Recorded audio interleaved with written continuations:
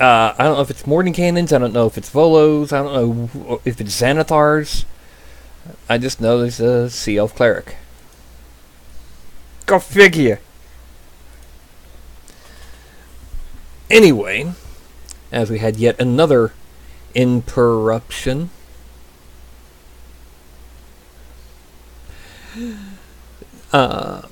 This character is apparently based on one from on a character from either a webcast or a other cast of a campaign that's going online. I don't think it's Critical Role. I don't know, simply because I never watched Critical Role.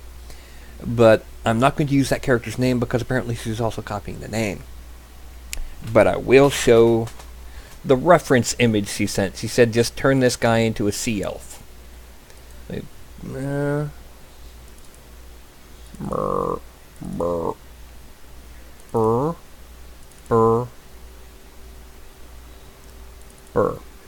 This guy. Whoever this is. This is what she wants as basically as concept art for the character she's going to be playing. Book and everything. A figure. Which is really interesting because the alchemical symbol on the book cover is this alchemical symbol for water. Go figure.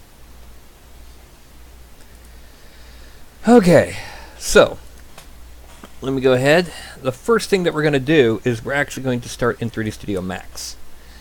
Because we need an open book. We made the closed book for the back of the half-elf wizard a week or two ago. So we're making an open book in the hand of our buddy there. So I'll go here. And file. And let's see. Come on. Oh, no. Gotta hide that. Unhide by name. I believe it's going to be the same as the orb hand. That's the hand. Basically, the reason I'm putting this. Oh, that's right. I got to unfreeze all. Yeah, I can now select this and hide it.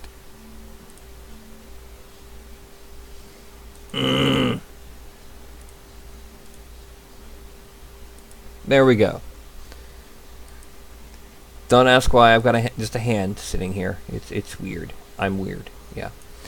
So what we got to do is first we're going to make a book and then we're going to fit it into the hand. So we have this, the book. We're going to start with the spine of the book, the box. This does mean that when you're using anything made from this, you've got to use boxing gloves. Oh. And now I shrink the width a bit and make it a lot longer. Yeah, there. Bring it back to about here because you're going to be holding it near the middle. You're not going to be holding it at the bottom of the book because it'll go. Whee! That's the technical term. Whee! Anyway, and now I'm going to make the width a couple segments and the height a couple segments. No, I won't. Don't need to. Alright, now we're going to go ahead and editable poly. And now we're going to take these and make them wider.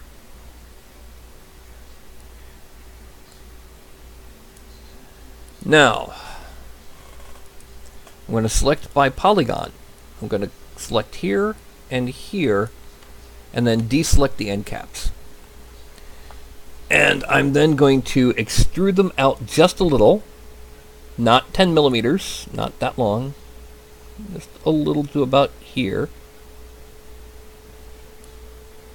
Okay. And then I'm going to select these vertexes. No, not those. These. And bring them down quite a bit. And then take, not quite that much. Bring them in like this. then select here, and then make them small, make them shorter this way. There we go. Now, I'm going to move things up in this window because I'm going to need to see exactly how big I'm getting here. Because now I'm going to make the rest of the cover.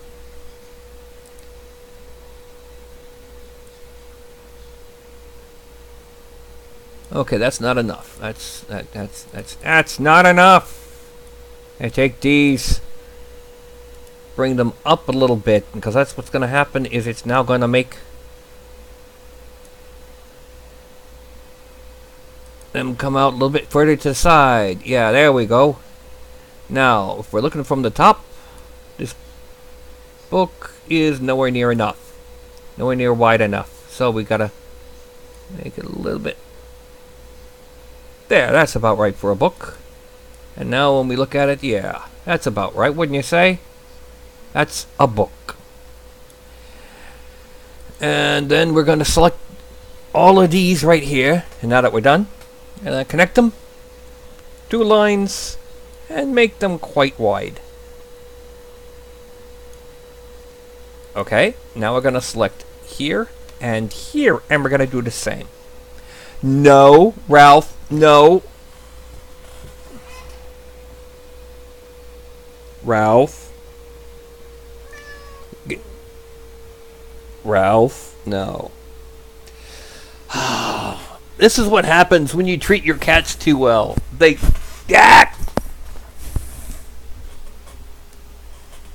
They become too affectionate.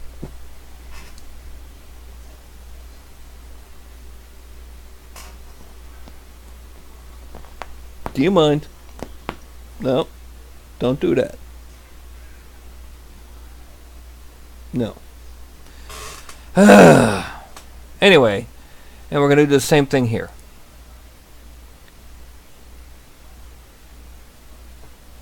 What the... Alright, I hit the wrong one. I need connect, not bridge. I'm going to bring it back just a little bit so it's a bit more even. And then we're going to now select here and ring. And then here and ring. Then we're going to select these two and deselect these. The reason why is because now this will make one long dual line. We're going to shrink this to about, yeah, just a little bit. There we go. Now, mesh smooth. 1, 2. And this is what we get.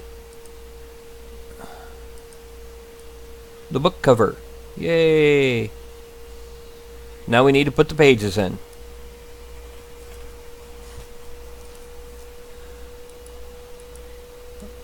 Oh, I need to make it darker, brighter, so I can actually see the darn thing. Yeah, there we go. Okay.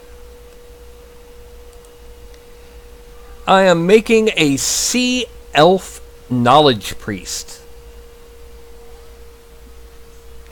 And I'm being assisted by Ralph. You can tell it's Ralph because he's got the red collar. And yes, all my kitties are unusually affectionate. Would you say you're affectionate? Ralph? Would you say you're affectionate?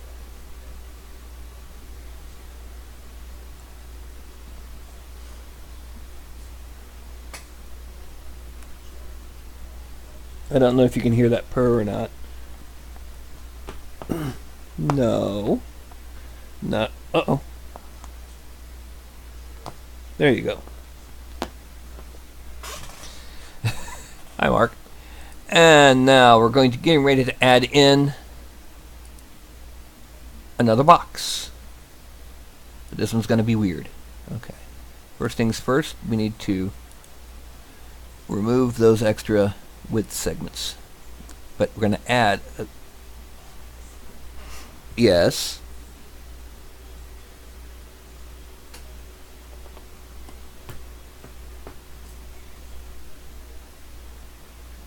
Are you insane, Fuzzball? Are you insane?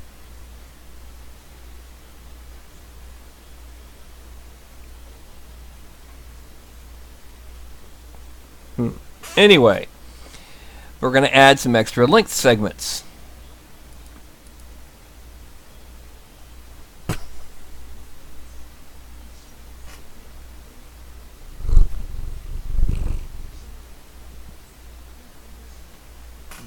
Yes. Okay, come on down.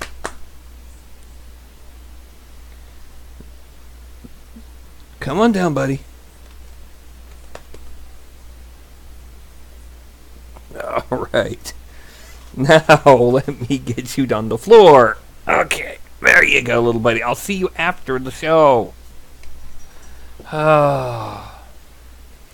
Like I was trying to say, I'm going to go ahead and convert it to edible poly. And I'm going to grab all these, drag them back this way. Grab all these, drag them back this way. Now, we're going to grab this one and bring it out to about in the middle of the thingy here. And grab this and drag it in. The reason being is it's going to be inside the book cover, so we don't have to worry about whether or not it's got a gap. Now, I sit here and make the rest of the bits for the pages by just making a nice little gentle curve.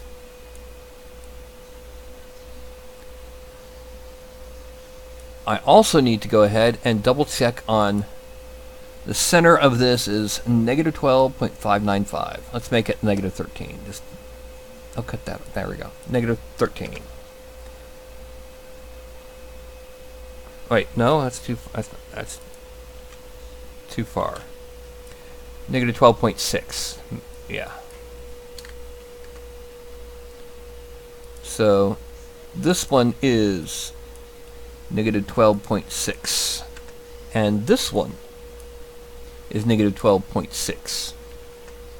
Then we're going to add one more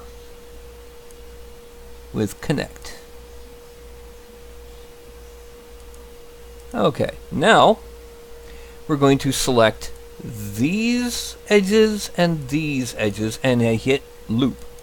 There. Now all of the actual edges that are not intended to be curved are selected, and we're going to chamfer them 0.001. Then we're going to select this and ring, add in 2 edge loops. These edge loops are to reinforce that edge there. We're going to do the same thing here. It's going to click connect, and it's going to do it automatically. Okay, now when we hit mesh smooth,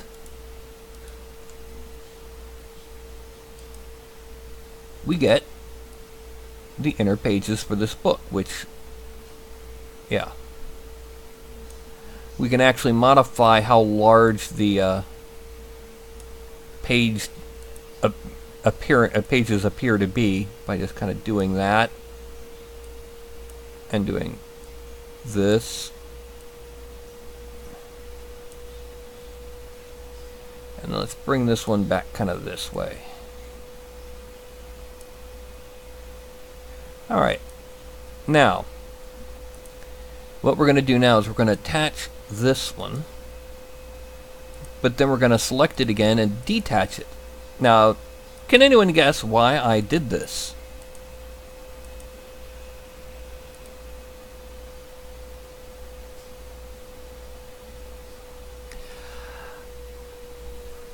The poses will not work with my files.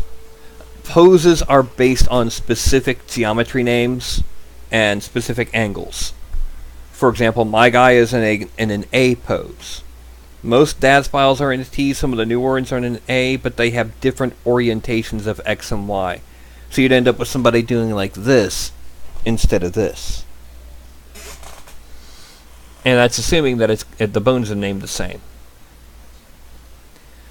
But the reason why I did this was so that I can now just mirror perfectly without having to bother messing around with the darn center point. Now I take this, I hit reset transform, and it suddenly turned black. That's because when it copies and mirrors something, it doesn't actually make a mirror copy. It just scales it negative 100%. That's actually why in a mirror things are reversed left to right but not up and down, because they're not reversed left to right. They're reversed in and out. Z. I see, said the blind man. Anyway, so to counteract that, we hit normal, and that flips the normals and turns it back to normal. Collapse all. Yay. And this is our book, which we're now going to attach here and here. And this is not actually a spell book, because this is for a knowledge priest. This is more of just a bit of unusual information. So now we're going to kind of tilt it a little bit like this. We're going to put it down in here so it's being held by the hand. Actually, we also need to kind of angle it a little bit like this.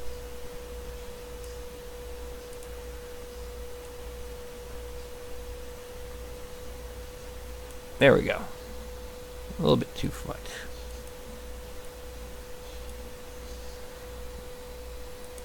And then does it... Yes, it makes contact with all the fingers. Yay! Now, we're going to hide this. Hide selected. Hide selected. Then we're going to take this and export it. Export selected. And we're going to go into meshes, broadcast miniatures, wavefront OBJ, spellbook R hand, expert, and now we're going to change the mirror or the center point to an X of 0. And we're going to mirror it so we can make the left-hand version. And as before with the pages, we hit reset transform and it all turns inverse. So we hit normal and collapse all. File, export selected, spellbook L hand, export. Okay, and it's done. Yay, which brings us to bing. Oh, and actually we need to bing. No, I don't want to save changes. Bing.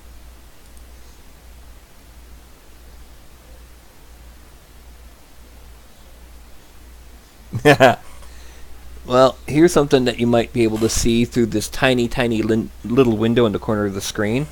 I got a couple of my lizard men printed out and zenithal painted.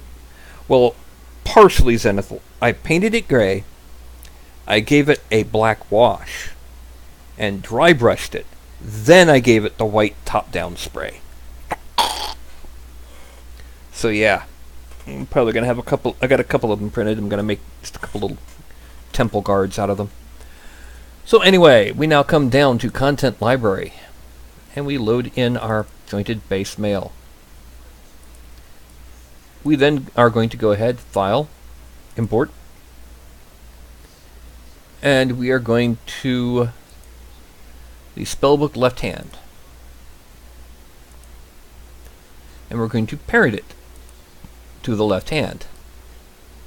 But now we need to actually go in there and pose the hand properly to handle it. Yes, that was deliberate. So we're going to go one by one.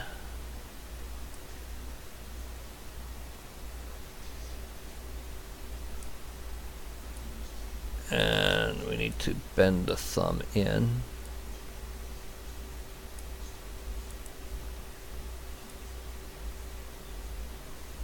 There we go. That should be close enough. It'll fuse. Now we bend from the upper finger. So it's, and we're actually going to bend these back a bit.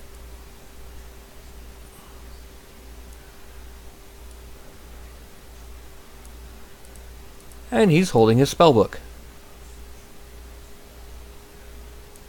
Yay!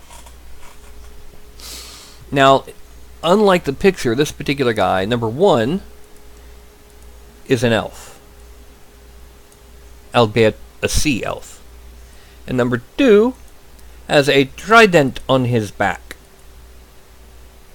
Don't know why. He uses a mace, but he's got a trident on his back. So I'm going to take the right-hand trident, and I'm going to start playing around with its orientation.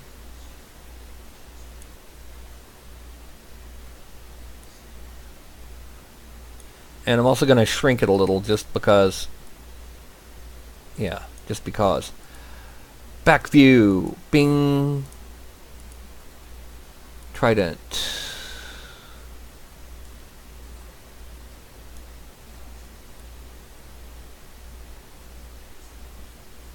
And it's going to come back. That's.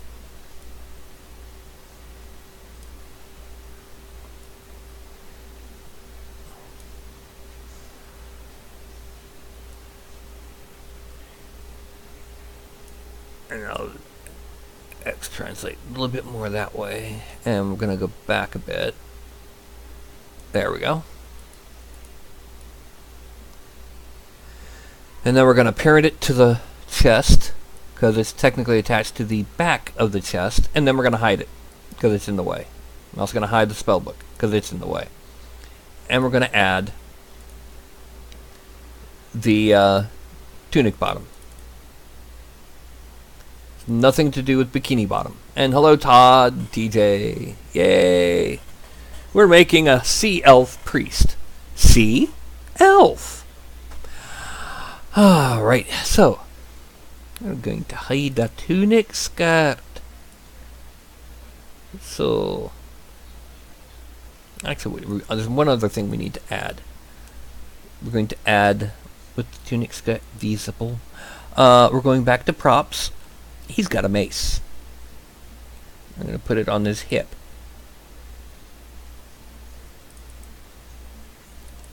And we're going to unparent mace.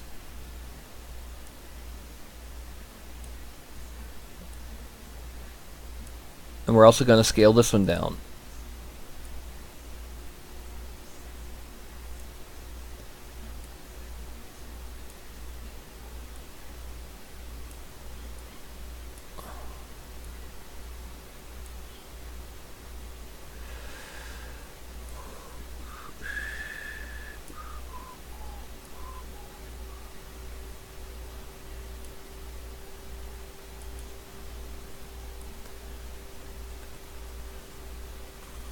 Actually, let's bring that down a little bit.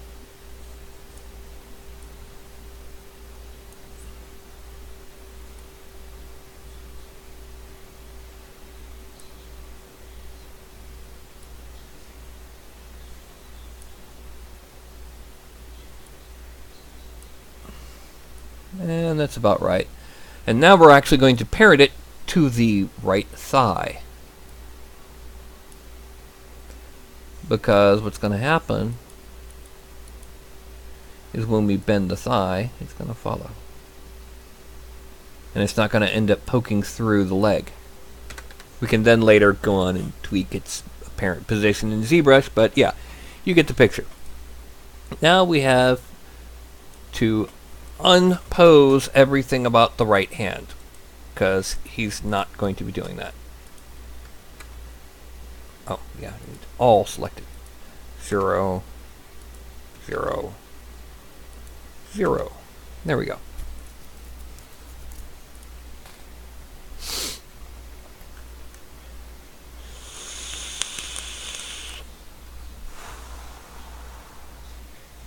Now you can save your own poses. In fact, I'm going to show how we're going to do that. Well, the first things that we're going to do is I'm going to save the pose for this hand. I'm going to put it under Poses. File, Save As, Pose Preset.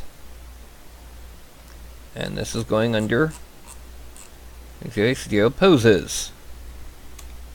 Book L Hand. Now, we're going to expand all. We're going to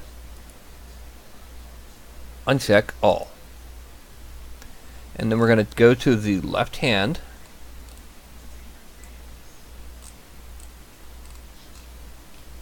Alright, first we're going to minimize the right collar. There we go. Left collar. Left hand.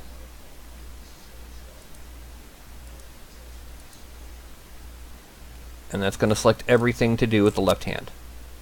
Accept. And now we go up here and it says Book L Hand. Well, let's go ahead and see what happens if we make him a bit more triumphant.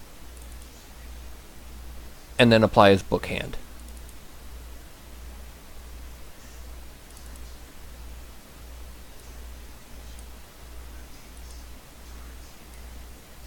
It's like, I prepared explosive runes today!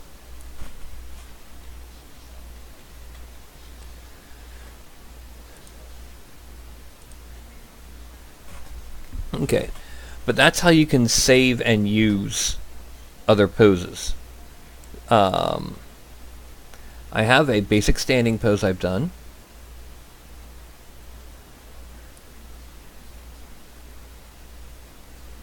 But that doesn't really fit with what this guy's doing. We're going to have to go ahead and just, as usual, make it from scratch.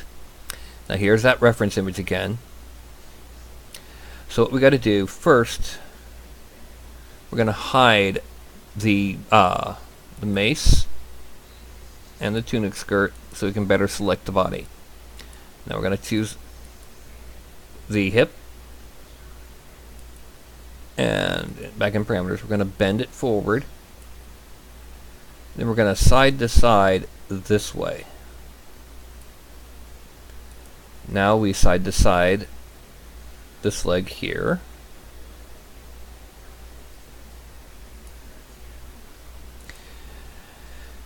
Bend this forward a little and twist it quite a bit. And then bend this leg. Because now we need to... Actually, we need to bend it forward a little bit more than that. There we go. Now what we're going to do is we're going to go ahead and unbend. But first we've got to get that other foot right. Front view. So what I'm going to do is I'm going to go ahead and unrotate the hip just a little. Oh.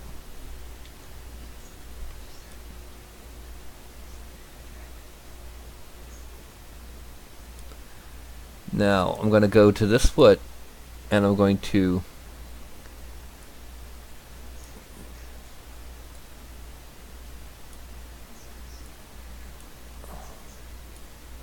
now when I hit Control D, hey,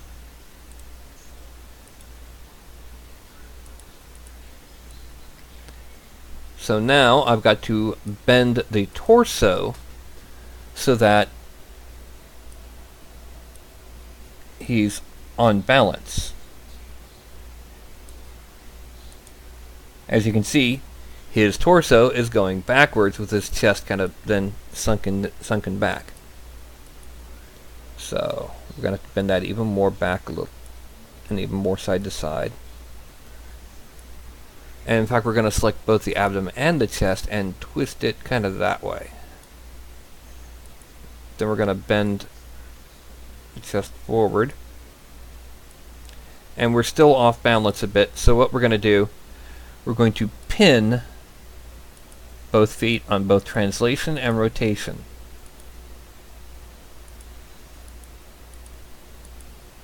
Then we're going to select the hip again. And we're going to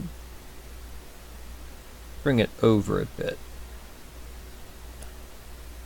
And as you can see, this causes the thigh to go wonky.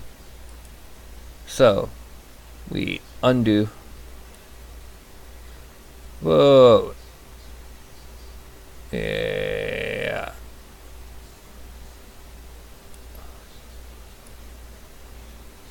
Let's undo all of this.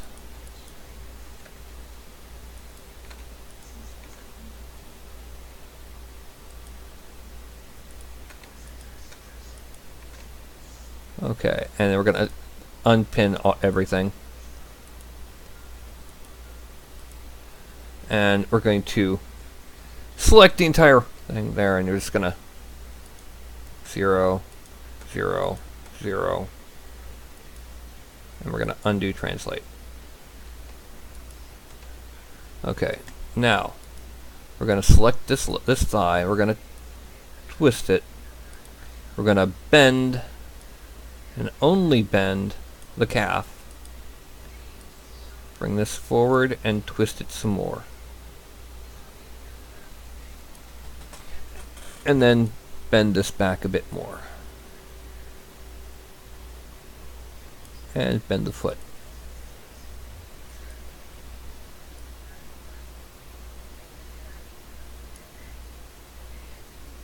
And we look at the figure again.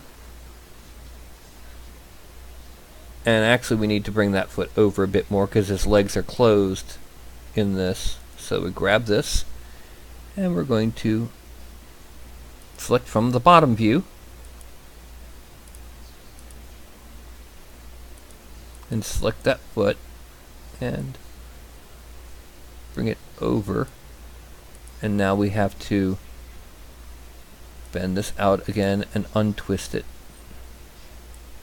And see how it looks in the perspective view.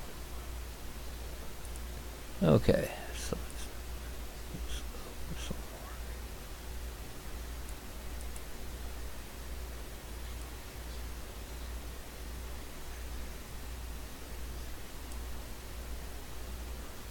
more. And we're trying to get everything all good. And we're still too far forward, so we're going to pin this right foot. And we're going to the right view, selecting the hip, and we're going to kind of pull it back like that. Perspective view. Yeah, that needs to come out this way. And up.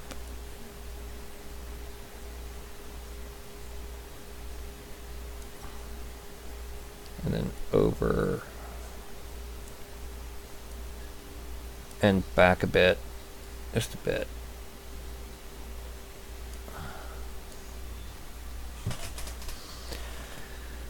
Now we're going to twist the calf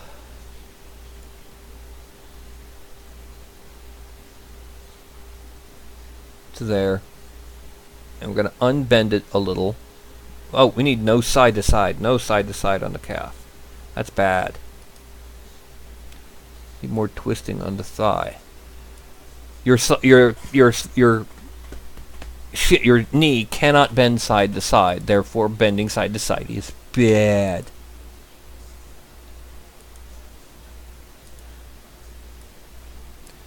Okay, now we're going to bend the toe.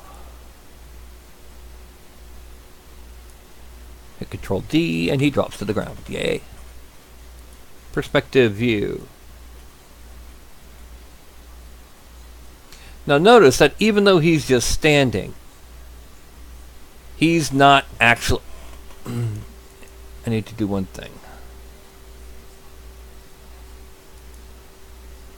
Unpin all. Even though he's just standing, he's not parallel to the ground. His hip is kind of tilted, from your point of view, kind of this way a little, and his shoulders are kind of like this. Yeah. There's mosquitoes in here. Now we go back and look at the picture. He's actually leaning back a lot more in that picture, so we're gonna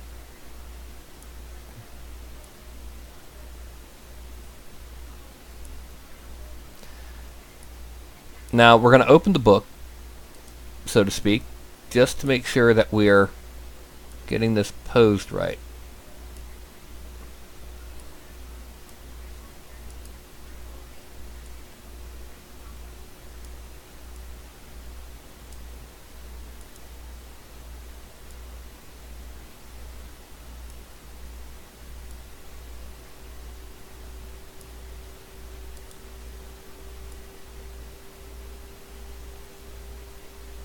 And what we find out is, holy crap, that's a big book.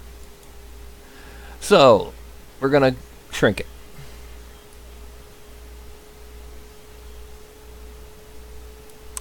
And then we're going to move it into the hand.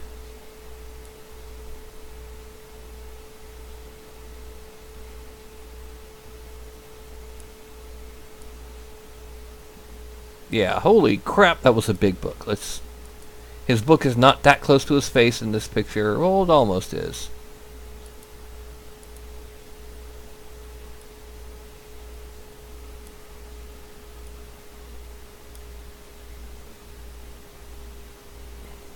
And then there we go. We're gonna kick his neck back a little and to the side, and then his head forward and to the side, and then we're going to twist it so that he's actually looking at the book.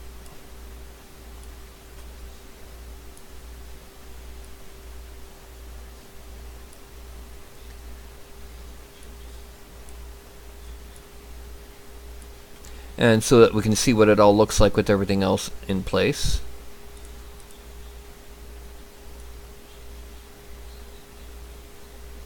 So he's got to do something with that right hand.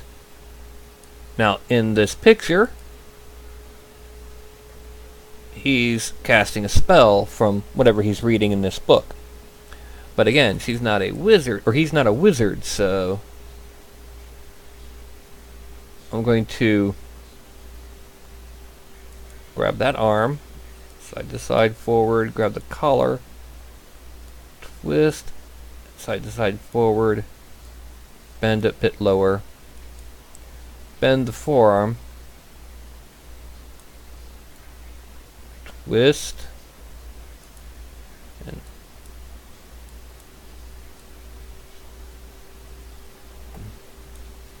then right view.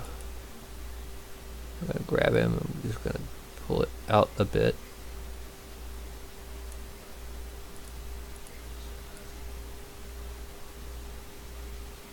And I'm going to have to grab the foot. Dadgummit. Put out like that. Yeah. And here we go. That's his pose. Well, let's do one more thing. Let's twist the forearm. Or untwist. And bend the hand a bit more. Okay. Stop. I'm reading this. Now, the last thing we do before we go ahead and start exporting is we go to the skirt, the tunic skirt. Okay, the right thigh of the figure is twisted almost negligibly. No need to worry. The left thigh is twisted 61.75. So we go here, negative 61.75. That relaxes that part of the kilt. Now the thing is, we're also going to split this up into the sides of his tunic coat and a little waistcloth, I guess you could call it. So now we're going to hide everything but the big boss. Oh wait, no. Once again, until I get a better nub cleavage thing for the dudes, we are going Studio, my library, people, miniature base geo, clothing, going to the breastplate thingy. And that's the only thing we're not going to hide. We're going to hide the spell book, we're going to hide the trident, we're going to hide the mace, and hide the tunic skirt. And this is our base export. Now before we go, we need an actual base. Base. Bitty base. So file, import, go to my bases.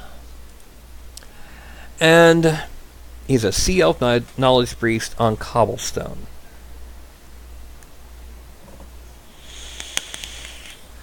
Let's use the planks because he's either in a bar or on a docks or in a boat. So we go to base planks and we're gonna Y rotate randomly until we get a decent look. Yeah. Need a little bit more. Whee! There we go. And we go to the front view and we're gonna lower this down until it's not like just barely setting down, but it's actually going into the planks a little. Still got a plenty of foot, but still. Anyway, now we're going to zoom out and we see that we need to shift it over a bit. And we're going to the right view and maybe a little bit back. Go to perspective. How does it look? Yeah, there we go. Even with the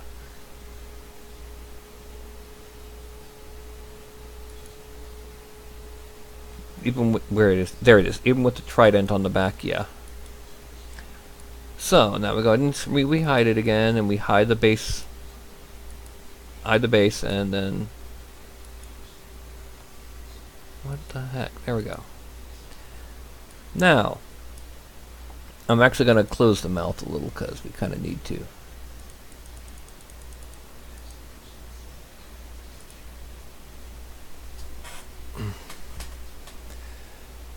File, export, and this is going into broadcast miniatures new. Sea Elf body. Accept. We're going to hide the body and the breastplate. Then we're going to make the spellbook, trident, and mace visible. I'm going to call this file export E-Elf props. Accept. Then we're going to hide these props, make the tunic skirt visible. File, export, Sea Elf tunic.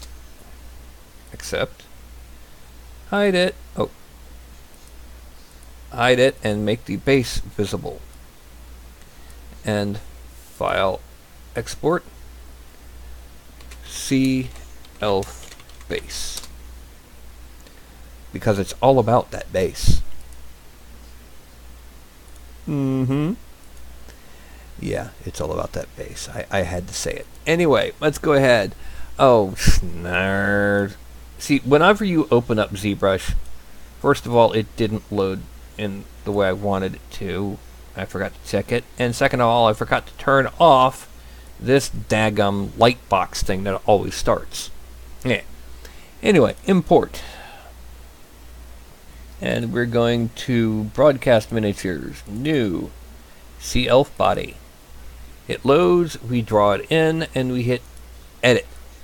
Now we're gonna, before we do anything else, we're gonna zoom in. We're gonna reduce the intensity of the smooth. We're gonna shrink this, and we're gonna smooth out that just to get rid of that bend. Anyway, now we go to subtool, append, polymesh 3D, import, Sea Elf tunic is next. Then we go append, polymesh 3D, import the props, append, polymesh 3D, import the base.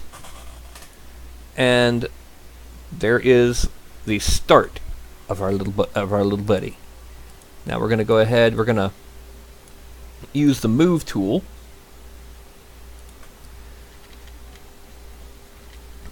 And we're going to kind of pull this a little bit even, so it has more of the look of a relaxed jacket or something like that, and smooth out that very gently. Okay, now we're going to pull it out back here.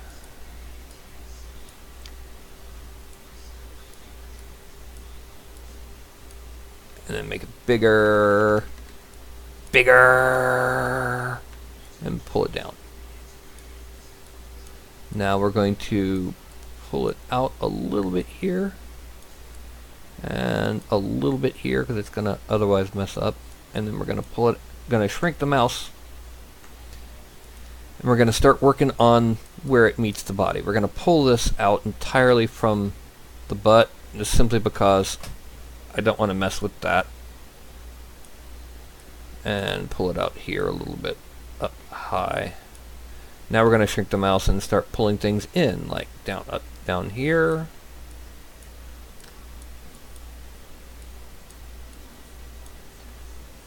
Down here. We're also going to smooth out right there, just because. Let's just do it this way. Yeah, just using the smooth rather than move. Relax, don't do it when you gotta get to it. Relax, don't do it. Okay, frame out. Now, is there anything we can do with him before we increase his polygon count? Well, besides fixing this underarm twist, let's increase it. And reducing the intensity of the underarm, because he's wearing a heavy jacket. So we're going to take the inflate and very quickly just draw under there and then smooth it.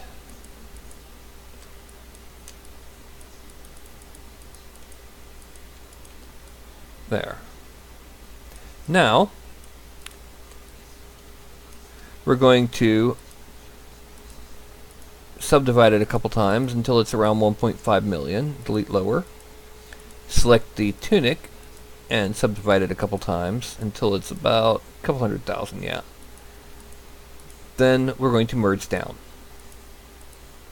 Always okay until I restart, yes. And here we have the base body. We're going to go ahead, Dynamesh 768. In case you're wondering why 768, because that's 3 times 256. Yeah, I'm that much of a geek. I'm a geek. We're now going to pull the intensity back up to 100, and we're going to smooth over first the bottom of the tunic seam, and up here, and then the chest and the underarm.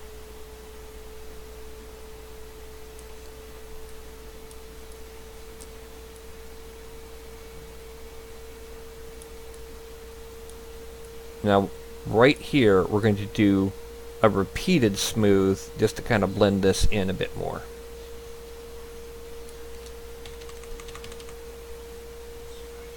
There we go. And just a little bit more to kind of pull his chest in, because he is not a knowledge priest and not a war priest or anything. Yeah, that pulled it in a bit. And then down here.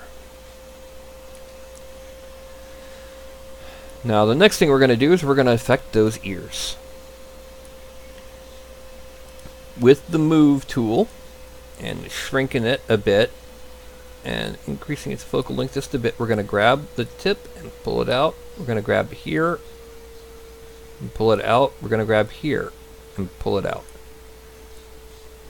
So that way we have that little scallop look on his ears.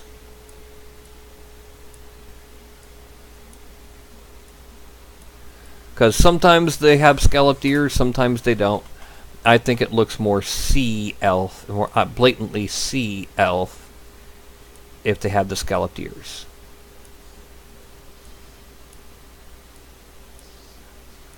So we're going to scallop his ears.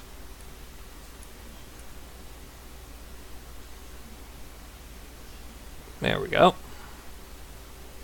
Now, it's about time to start with these. The Wacom, the Intuos, by the way. And no, I'm not taking the sticker off. I know you don't have... open this up and there's all sorts of goodies inside, like extra nibs for the stylus. Things like that. Let's frame out. And now it's at 448. We really should, before we start masking things off to make the clothing, increase the resolution. 1.8. Okay. Everyone suddenly got quiet. Nobody's saying nothing. Okay, well, we'll open up this and we see one of the first things that we need to do is we need to make that shoulder piece. So, the first thing we're going to do is we're going to make the innermost, or the outermost shoulder, simply because we can. So I hit Control and draw the focal shift down quite a bit, and I'm going to hide by Control Shift clicking the hand and arm on this side,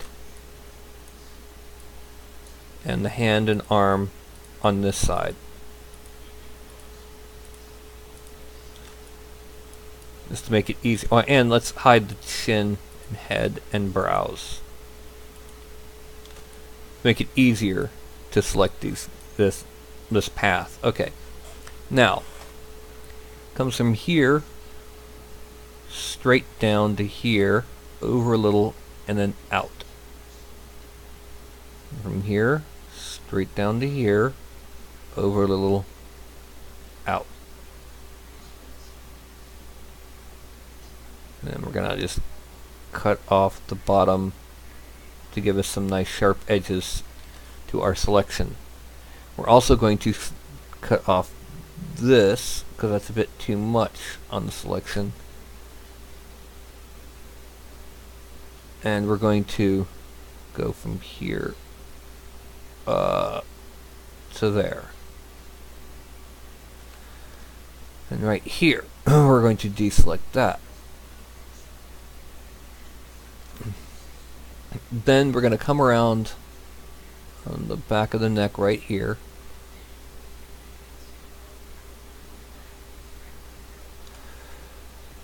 Excuse me. We're going to come from here down to the points of the shoulder blades down here, and then back over and up to this one, and fill this in. Come around.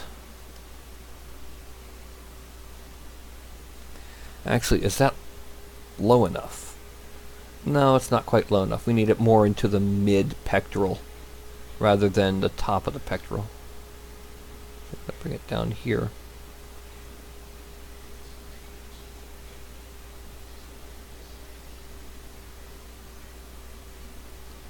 And then cut it off here. The reason we're going lower than the drawing is so that we have room to put a cravat here. Okay, so that is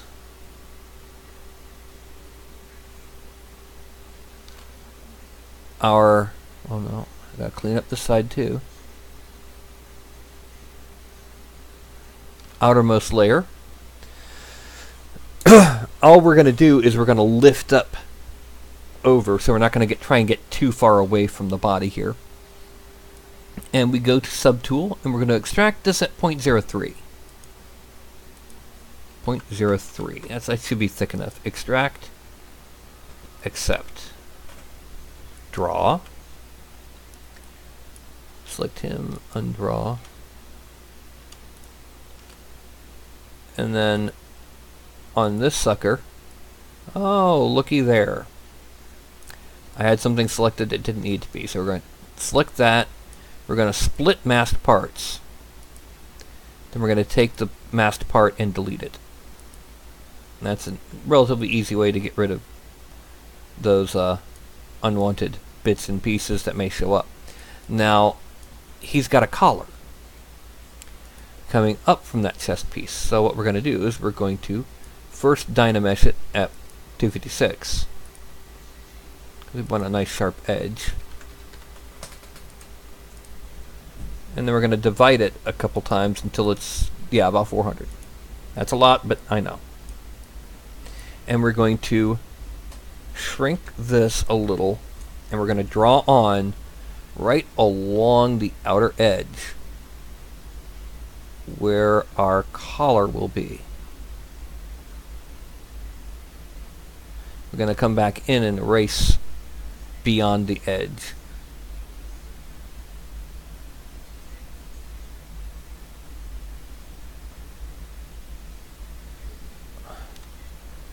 We're going to do a little trick here.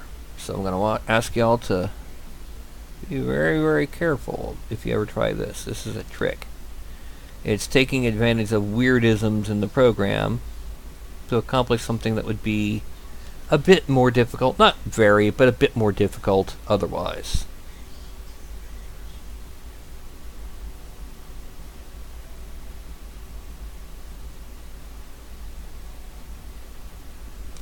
Alright, let me erase these. Yeah, I didn't get close enough there. Zoom in.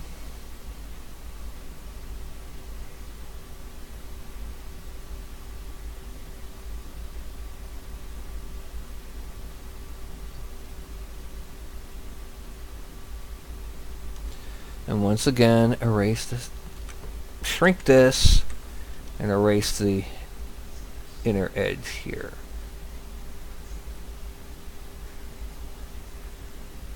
And then here. Then we're going to make sure that we kind of get it as even as possible and remove that. Swing. Then we're going to use, we're going to back to Subtool, we're going to extract at 0.0001.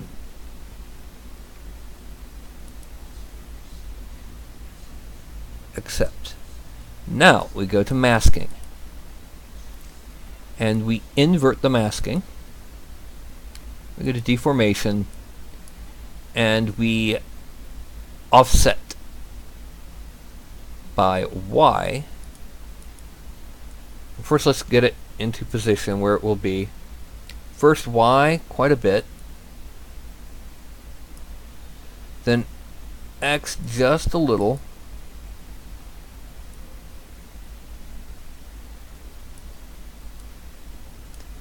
Oh, it's too much X.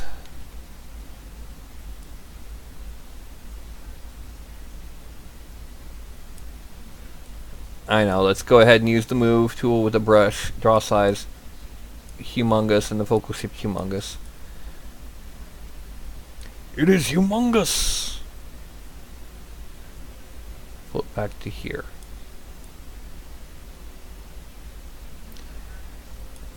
Now, we go ahead and let's make our body visible. We're going to dynamesh this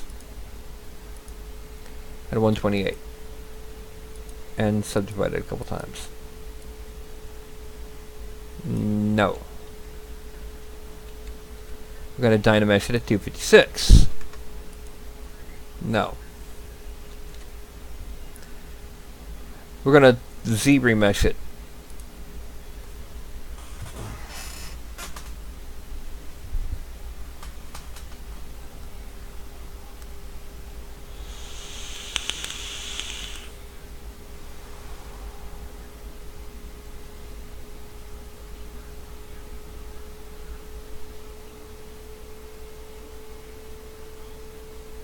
And we're waiting.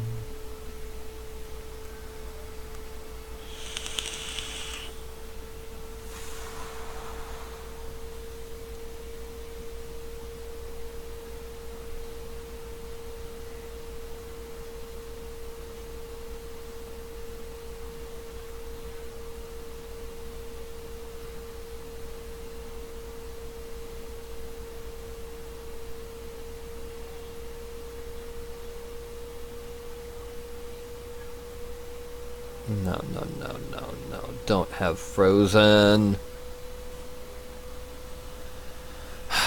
Escape. Alright, let's go ahead. Display properties, we want to see double-sided just in case. I'm going to see what happens if I inverse the inflate.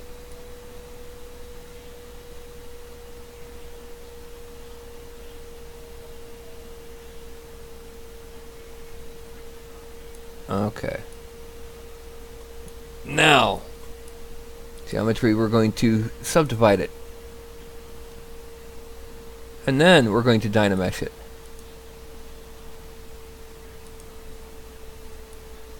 Okay, there we go.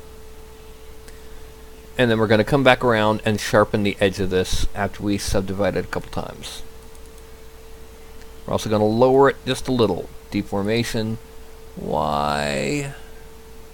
No, we don't need deformation. We need to use this move tool. Lower it just a little. Let's make sure it's inside this. Okay. What happened was I didn't just select the top surface. Apparently I also selected the bottom surface, meaning those side walls were... That's why it was not dynameshing properly. Now I'm going to take the slash tool. There it is, slash. Add, reduce it to about 7, and turn off the hiccups. Excuse me. Lazy mouse off. Mouse size down quite a bit. And then we're going to start drawing on the edges just to sharpen them a bit.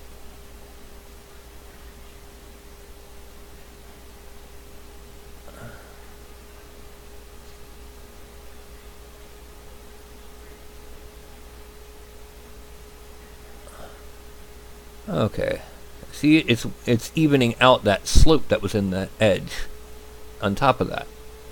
So we're going to do the same thing here. We're going to start off, I'm going to draw across and then down. Then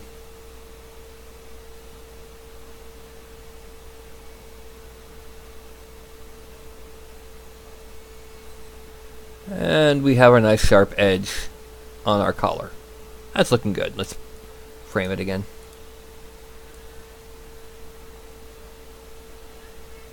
Okay, so now we're going to subtool, and we're actually going to fuse those together, or at least merge them down. Okay, we'll come back to that. And now we go back to here, and once again, this time, make sure it's not have anything selected. We're going to turn on transparency because we want to see it, and we also want to see where we're drawing. So what I'm going to do is I'm going to shrink the mouse a little. No, I'm going to leave the mouse as it is, and I'm going to draw the next layer, which is just basically going to come out to here, and we're going to sharpen the, give it a nice edge, a nice point after I draw in the basic shape. Basically the point's going to be here, so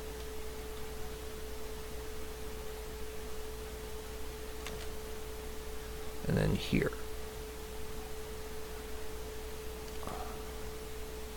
And we need to cut a little bit more off, and a little bit from here going up. So it's nice and clearly a straight line. Yeah. We're going to do the same thing over on this side. We're going to first draw on what's currently being masked off. It's going to come from here down to here. And then we're going to, oh, it's coming out to about there.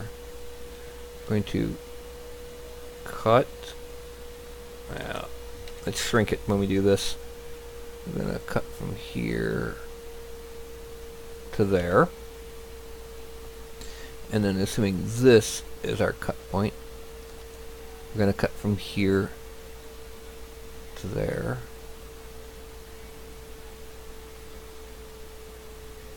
Okay, and then from here to there. And finally, a straight line here. I'm going to turn off transparency now. Okay, we need to cut it a little bit more because that's a bit sticking out too far. And then about here.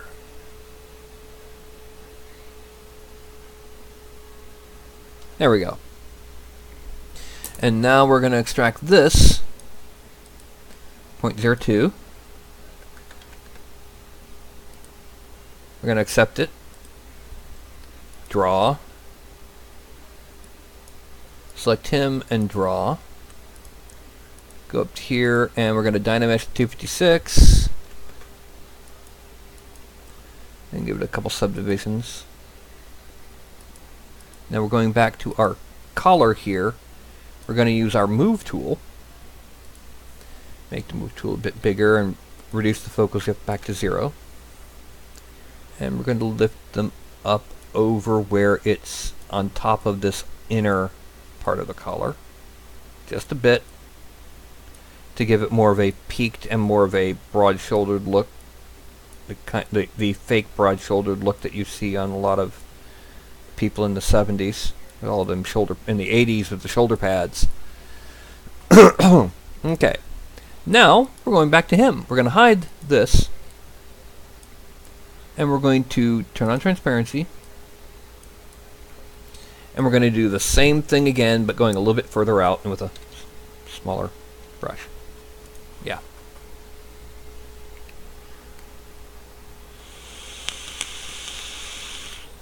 Yeah. Well, it's a sea elf. And like he's got the trident, so I realize it might be a little stereotypical, but it was actually requested by the player. They actually have a trident as their weapon because they are from the sea, and tridents are easier to hunt with than a sword or mace, and the stats for our harpoon are ridiculously stupid. Okay. Now, once again, we're going to draw a straight line across the bottom. No. No. Shrink, thank you. There we go. That's better. And a little bit of a straight line here. And then we're going to, let's see, right about there.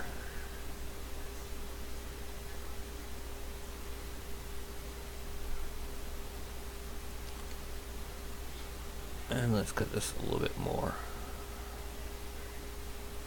And then just to smooth this out is good. There we go.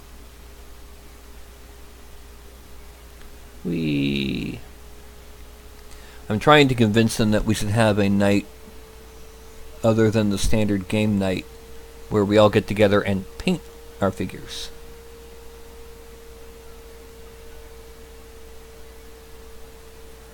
But I don't know how well that's going to go over with some of the people. Mostly because there's some people I'm actually not going to make a miniature for because they're probably not going to last. You can tell when some people aren't going to stick around. And then there's some people who are in and out. And those are actually going to be the people I do the miniatures for last. Okay, so it's going to about that far. The reason I'm doing their miniatures last is there's a very good chance they won't last long enough to ever actually use the miniature. Not because their character will die, but because they will leave. And there's one I'm hoping gets the message. There's a guy who's a stalker that shows up in our games. That because it is because of the situation with the gaming store, we can't turn anyone away, but we can ignore them. Alright, now that looks like it's going to fuse in, but that's because we're going to go ahead and do with these guys what we did with the other one. We're going to grab the tip, we're going to pull it out, and pull it out here, and we're going to pull it out back here, so that we have a clear layer going on.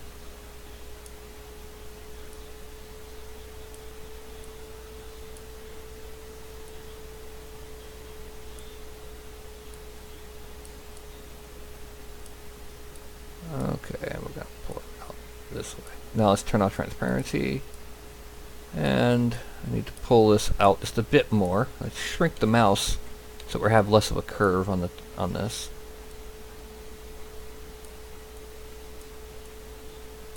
Yeah. Until he actually does something that we can actually get a restraining order on him, we can't prevent him from being in the game. And we don't want him to do anything, restraining order, so we just kind of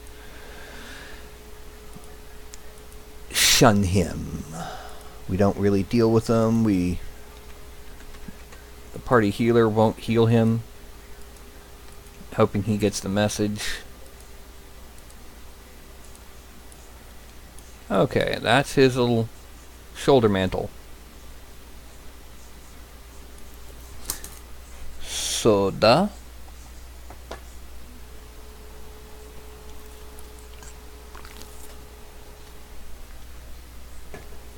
$9.15, okay.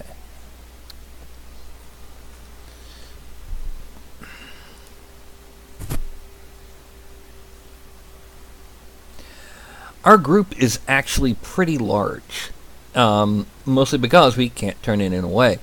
We have about 10 players, of which I'd say, no, we have about 11 players, of which I'd say 7 are solid and will stick around.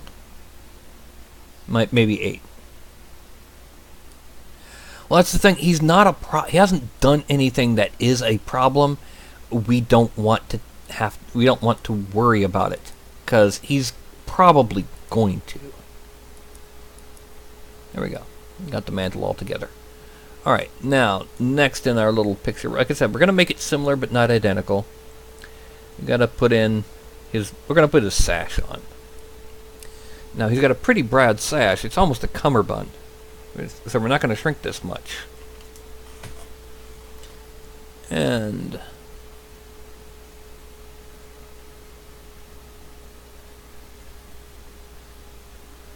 we're going to grab him and drag him, and yeah.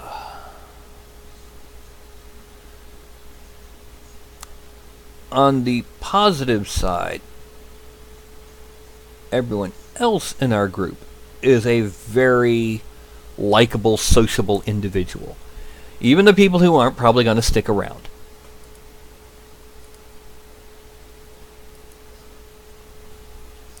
It's just him. Now we're going to dynamesh this at 256, and we're going to be getting some subdivisions, and that's going to be getting. I'm going to shrink the mouse a bit because we have to use the smooth to try to get rid of that little bit on the back. I'm going to try and flatten out the belt on the back there.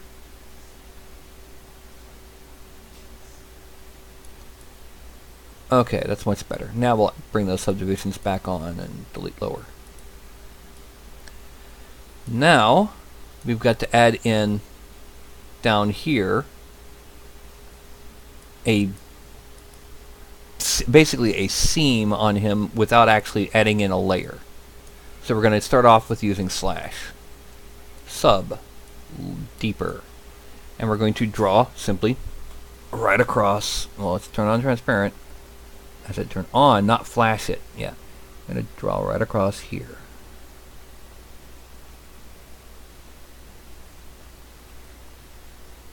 And then we're going to turn on add and reduce the intensity, and we're going to draw right across here. Then we're going to shrink the mouse, and smooth around here.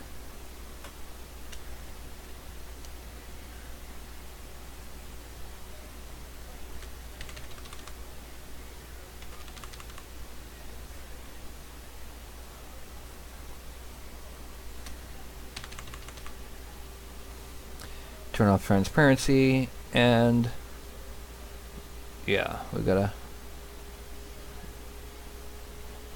Now we're going to draw on a similar slash here.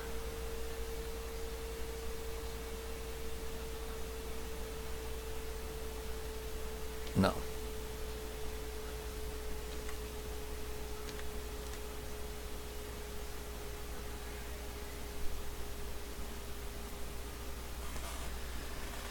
And this time it's going to be, once again, it's going to be up here that we're going to smooth after we add.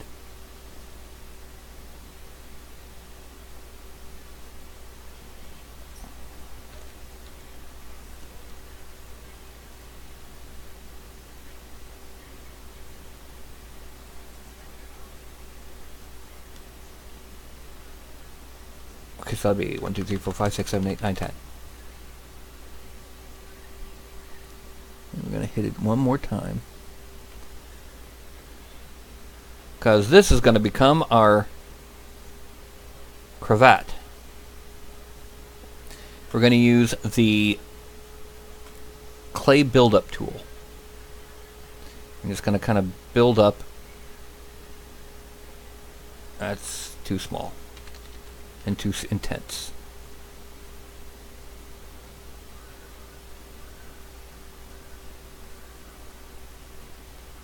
And then we're going to work from here. We're just going to kind of build up in layers the wrinkles from a cravat, and then we're going to kind of pull out the whole thing.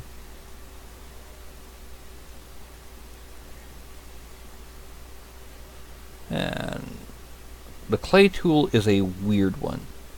Until you're used to it, I wouldn't recommend doing it on anything that you're not going to be just experimenting with. And then just smooth it, pull it out, and then just kind of, once again, we're going to pull it this way to really emphasize the cravat.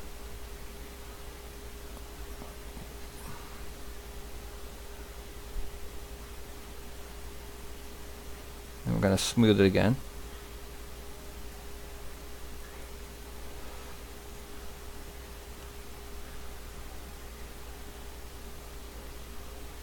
And we're going to smooth right across that. Then we're going back to our slash tool, sub 14, transparent, and we're going to draw around the base of where it's sticking out to once again emphasize the separation of this cravat. We're also then going to use the smooth tool to kind of smooth out some of these wrinkles and draw them back in so that they're more wrinkles and not complete and utter warps in the shape of the body.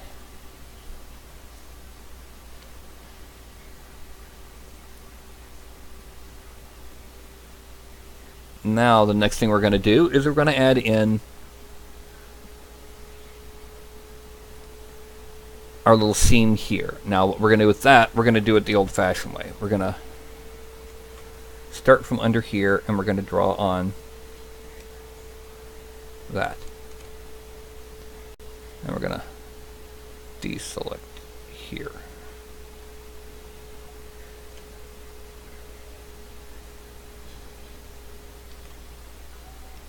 Then we're going to extract a point 02, accept, draw, draw, geometry, dimension 128, and then we're going to smooth down this edge. We're then going to use move to pull it in down here because we want it to be a bit more precise. Then divide it a couple times. Shrink the thing, and then we're going to move over until it vanishes into the chest. It's a bit too much. So that way it's actually blended in.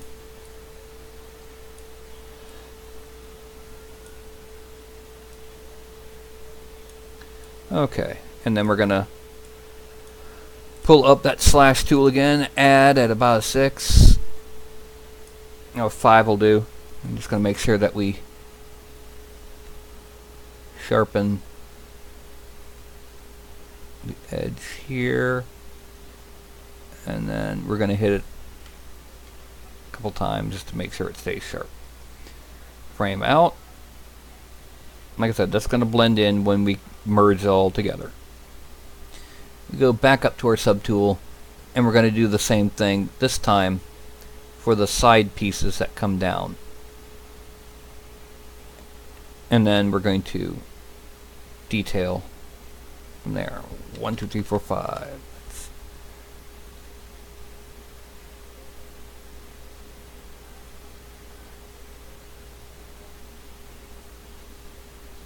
And then here.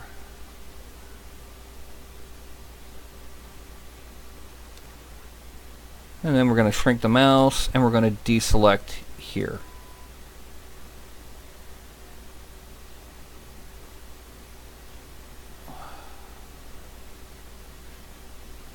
No, too much.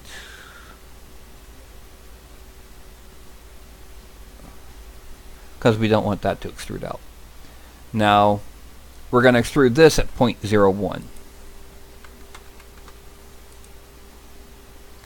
Accept, draw, draw.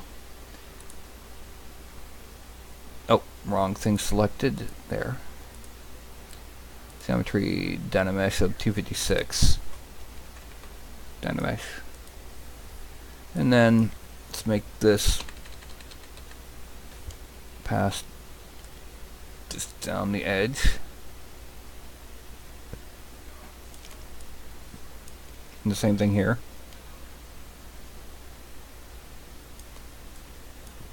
And with move selected, we're once again going to go ahead and use, you see, with move you don't need the stylus. You can do this with almost, with the mouse, because it's not an artistic stroke.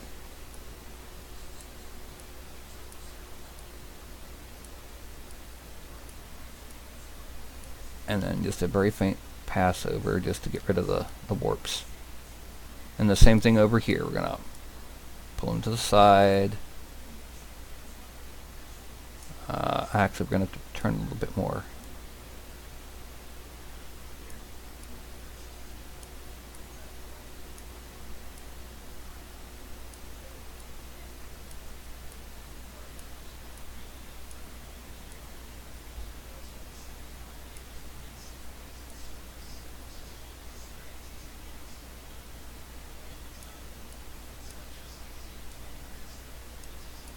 There.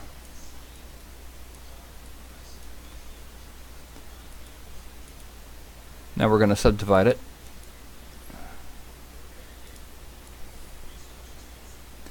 And we're going to do further sculpting after we fuse them on. But again, we're not going to fuse anything yet. We're going back to our body. And this time we're going to make the boots. Well, if we look at the boots, they're basically boots with lines on them. So we're just going to go ahead and we're going to have to make these actually separate because of the fact that these legs are making contact. So we're going to have to hide that leg, the foot, the toe, that leg. And then we're going to just angle it and select. No, because that's too much angle. There we go. Select lower here. And we're going to extract a 0.02. Accept. Draw. Now once again we're going to do the same thing. This time we're going to hide this side. Oh. I forgot to draw.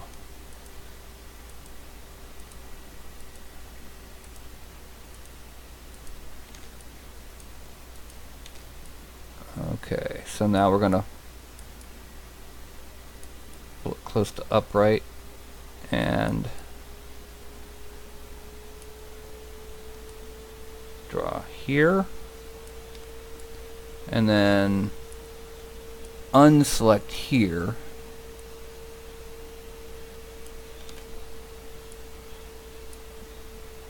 make sure we didn't accidentally get anything from the other leg, and now we're going to extract this. Draw, and then draw. Okay, now we go to geometry, Dynamesh at 512, oh no, 256. Why did I say 512? 256 Dynamesh. We do the same thing to one below it.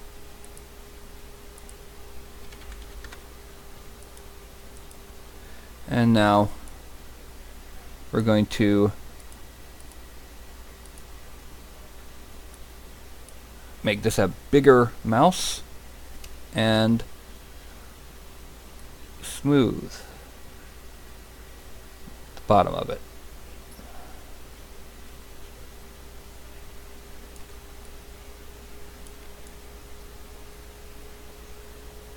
Another reason to make it separate is so that when I'm doing this, I won't be affecting the top of the one next to it. Then we go to the other one and do the same thing.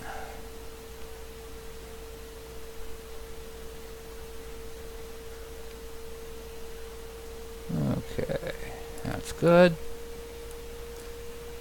And it would happen over here too if I hadn't have done this. There we go.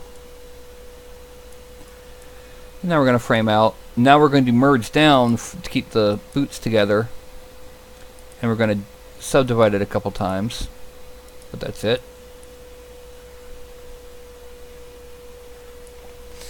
And now the bracers.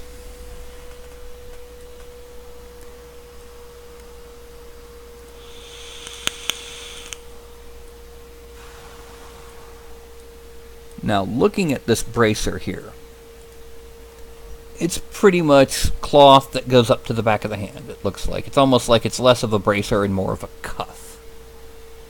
So we're going to draw a straight rectangle.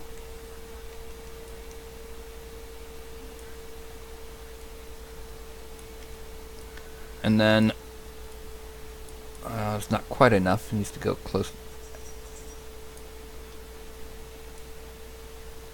like to there.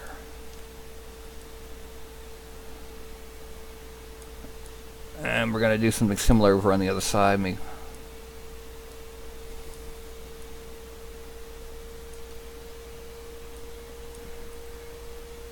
we're going to come down, down, and over. And then I can just rotate it this way, so I'm not selecting anything else. And I'm going to select here, and then I'm going to just grow it. Masking. Grow mask a few times. Sharpen mask a couple times. Grow mask. Sharpen mask. Yeah. Then we're going to go ahead and with a much smaller brush than this, we're going to draw on the rest of the bracers. So, come on. Oh, it helps if I use the correct end. There are some styluses where this end functions as an eraser. It functions as hitting Alt. This one doesn't have the dual reception thingy.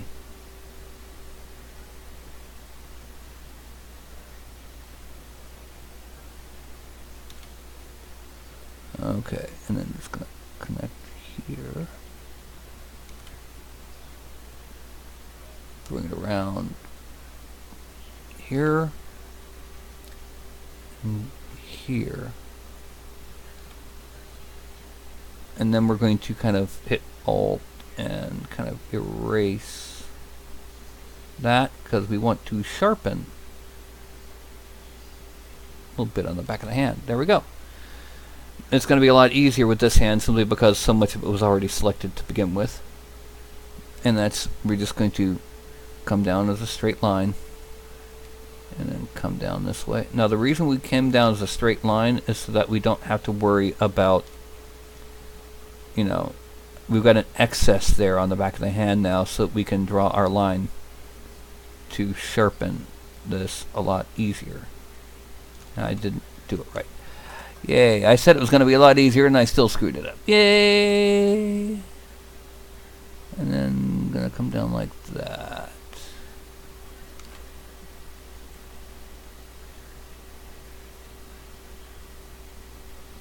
Okay, that's where our cloth bracers are going to be, and we're going to go back to Subtool and extract at 0.02. Extract. Accept. Draw. And we're going to geometry Dynamesh them at 256. Dynamesh. Undo. And subdivide it a couple times. I'm going to frame out. Okay, the geometry for our outfit is done.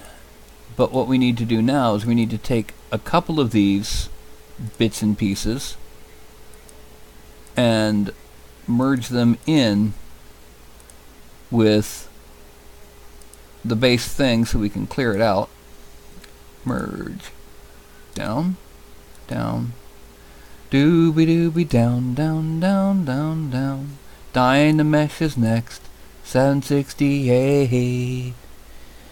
And oh, mask must be cleared in order to Dynamesh. And before we set it backwards, blend this.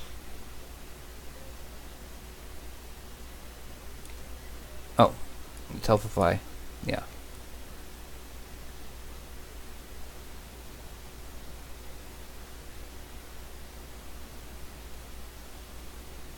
And then a couple layers. Yep. And now here, we're going to blend this. And here. I'm not going to worry about on the bottom there, because it'll take care of itself. And now on the bottom of the boots, we're going to clear it. We're going to take care of those. I hate to say this, but I don't think I'm going to do the little lines between, you know, the little glowy lines on the boots, mostly because they're, well, don't tell her I said this, but, or don't tell them I said this, but those lines are kind of goofy. And because it's extraordinarily difficult to plan it out when you're crossing over connecting geometry like that.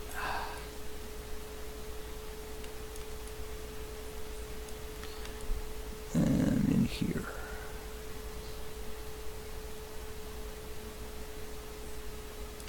Okay, there we go. Frame. Now, I'm gonna give it a bit this. except for the hair, we're pretty much into the detailing work. So let's go back to slash, Z subtract in about there. Shrink it a bit more. Make it a little bit more intense. No, not that intense. Yeah. And what we're going to do is we're going to come down here. Oh, no. This is a time when you need lazy mouse on, because it's easier to draw these straighter lines. But you also need to increase your intensity when you do that, because it kind of blurs lazy mouse. The lazy mouse blurs whatever tool you're using.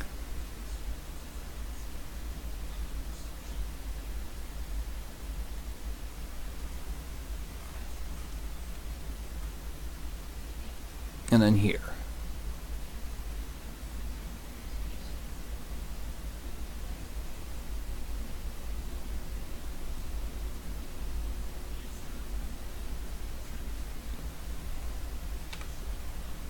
Okay, and we're going to draw on there.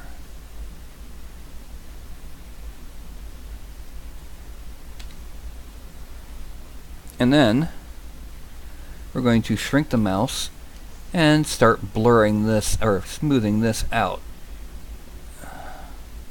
Reason being is because this way it'll have that look of, that's the bottom of a different piece of cloth that's kind of hanging in front of the blended missing background area. And then we're going to do this. And then